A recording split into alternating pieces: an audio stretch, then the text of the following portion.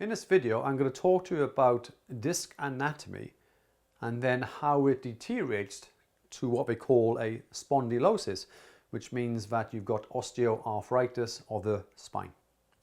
Normal anatomy, if you're looking at this particular vertebra here, or even this group of vertebra, so we got the lumbar spine here.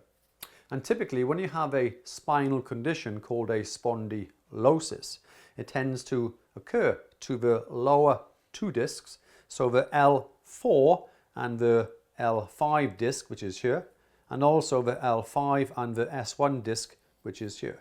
So it tends to be more 2 levels in the lumbar spine and 3 levels in the cervical spine, which tends to happen between C4 and C5, C5 and C6, and C6 and C7. Now, a normal disc, you can see it here, the center part is what we call the nucleus, and then we've got the outer covering called the annulus. And we've got 23 discs within the human body. And it's mainly water is the main component of the nucleus in here. But naturally, like most things, as the disc deteriorates and degenerates over time, we tend to lose part of that fluid content.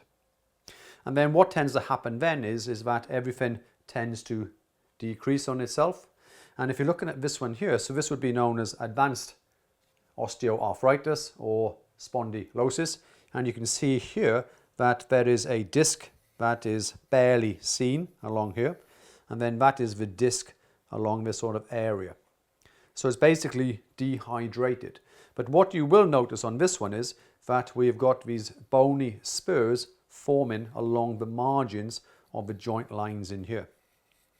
And then these are known as the osteophytes. So these are bony spurs that form because basically where the structures are deteriorating, the body obviously tries to repair that. And then these little bone cells are thrown out to the margins of the joint line in here. And then you'll notice these on X-ray, for instance, and also the space between each vertebra is less because of the dehydrated disc. You also get an osteophytic changes, not just around the joint line, but also where the actual vertebra meet each other along the facet joints. Because if a disc deteriorates and obviously shrinks in size, then the facet joints are naturally going to come closer together. So you're almost going to have like a secondary spondylosis forming around the facet joints, and that is naturally going to cause pain.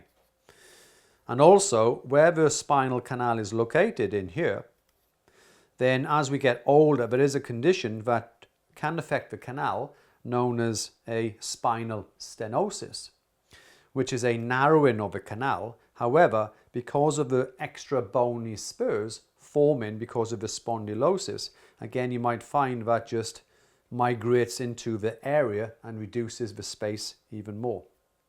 The same in this area in here where the facet joints are located, and then the margins of the joint line, you might find these extra spurs could affect the actual exiting nerve roots as well.